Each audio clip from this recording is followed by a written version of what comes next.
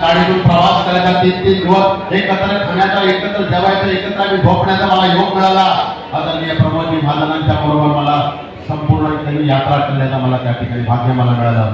गोपीनाथजी मुंडे आज माईक तक मजा येतो फक्त गोपीनाथजी मुंडेंच्या खऱ्या त्या आशीर्वादाने या ठिकाणी मला फार मोठी त्या ठिकाणी तुम्ही जिंकत दिला आणि प्रत्येक वेळा माझ्यामध्ये ताटपणे गोपीनाथजी उभे राहिले. त्यांनी या रायगड जिल्ह्यात खऱ्या अर्थानं भाजपचं कमळ उडवणं फार अवघड होतं. त्या नेत्यांनी ते ओळखलं आणि हे एवढ्या सगळ्या नेत्यांच्या बरोबर बसण्या उठण्याचं भाग्य मला मिळालं. आता तर नरेंद्र मोदी या देशाचे पंतप्रधान झाले. हा देशच नाही संपूर्ण जग कुतूहलाने त्यांच्याकडे बघताय. देवेंद्रसारखा नेता खऱ्या अर्थाने एकही दाग त्याच्या चारित्र्यावरती नाही, कुठे करप्शन नाही, असा एक नेता या महाराष्ट्राचा मुख्यमंत्री होतो. त्या सगळ्यांचं ह्याच विचारधारेने काम केलं. मला अभिमान वाटतो की तुमच्या सर्वांची साथ मला मिळाली. मी काल 4-5 दिवसापासून ह्या वाढदिवसानिमित्त मी विक्रांतने सगळे फिरतोय. प्रत्येक ठिकाणी माझा कार्यक्रम 2-2 तास लेट होत गेला. रात्री 12 वाजता सुद्धा आदिवासी माझे बंधू आणि भगिनी त्या ठिकाणी वाट बघत होत्या.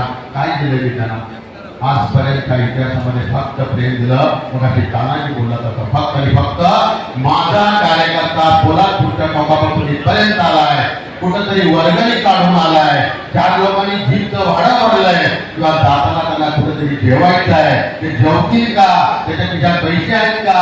मी पैशावाला नव्हतो आणि आजही नाही आहे, पण तेव्हा माझा कार्यकर्ता रस्त्यात जेवेल कुठे, तो घरी पोहोचला का, कारण त्याच्या घरातली कुटुंब सुद्धा त्याचं वाट बघत होतं. माझ्या भरोशावरती दिल्लीपर्यंत त्यांच्या माता भगिनी त्या ठिकाणी प्रवास करत होत्या. दिल्लीपर्यंत 100-150 मैल त्या काळामध्ये येणं अवघड विषय होता. फक्त भरोशावरती बाळासाहेब पाटील आहेत ना, तर आमच्या सगळ्या घरातल्या माता भगिनी बाळासाहेबांच्या बरोबर दिल्लीपर्यंत जातील एवढा प्रचंड विश्वास या मुलीचा आणि कमवला. आणि खऱ्या अर्थानं त्याला आपण कॅरेक्टर बोलतो आणि बायको समोर असताना कॅरेक्टरवरती बोलणं फारसाचं काम आहे.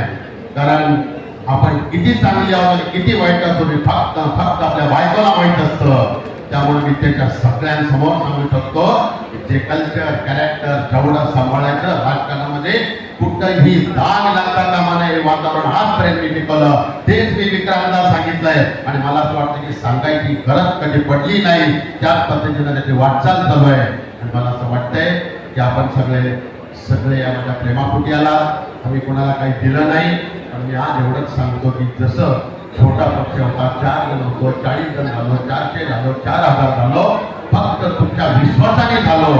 पण आज कुठेतरी विक्रांत आमदार तुमच्या आशीर्वादाने झालाय आणि त्या आशीर्वादामुळं जे काय तुम्हाला द्यायचं आहे, तुम्हाला जे काय मागायचं आहे, जे काय आपण एकमेकांसाठी करायचं आहे, विक्रांत तुमच्या घरातला मुलगा आहे, तुमच्या परिवारातला मुलगा आहे. जे हवं ते हक्काला यायचं आणि घरातला तुमचा मोठा भाऊ, छोटा भाऊ, तुमचा मुलगा आमदार झालाय, ह्या भावनेला आपण काम करायचं. असं केलं तर आम्ही फक्त बोलतो असं नाही. आतापर्यंत नाही तर हे वादळासारखा इकडे आलाय, कडूसाहेब आले की माणसं अशीच येणार नाही. त्यांनी पत्रकारांचं पावित्र्य टिकवलं, कठोरपणे ज्यांच्यावरती उलट सुलट दिलं, जे चुकीचं असं त्यांच्यावरती ते बोलले. पण आजपर्यंत त्यांना माझ्यावरती काय द्यायचं लोकांनी त्यांना कधी दिला नाही. ह्या माध्यमातून मला सगळ्या पत्रकार बंधूंनी अनिलजी बरोबर आहे ना, या माध्यमातून सगळं या ठिकाणी आपण काम करत आलो. मी आपला जास्त वेळ घेतला. मी एवढंच सांगेन पुन्हा की फक्त भारतीय जनता पार्टीची वाटचाल जरी सांगितली तरी मी प्रत्येकाच्या घरातला एक मेंबर झालोय, प्रत्येकाच्या सुखदुःखापर्यंत पोहोचायचा प्रयत्न करतोय. आणि आता विक्रांतीचं काम तुम्ही ह्या गेल्या 6 महिन्यात बघितलंय. प्रत्येकाचा शेतकऱ्याच्या प्रत्येक विषयाला वाचा फोडली. लॉटरीवाल्या तिथे बसले सामान्य माणूस आहे, ते 40 लाखाला 40, 42, 45 लाखाचं घर, 74 लाखाचं घर 10 लाखांनी किमती विक्रांतीच्या माध्यमातून कमी करण्याचा प्रयत्न आपण केला. आणि बघा गणित करा, 69,000 घरं आणि एका घरात 5 जर राहणारे असतील तर 3.5 लाख लोकांचे 10 लाख रुपये आपण वाचवले.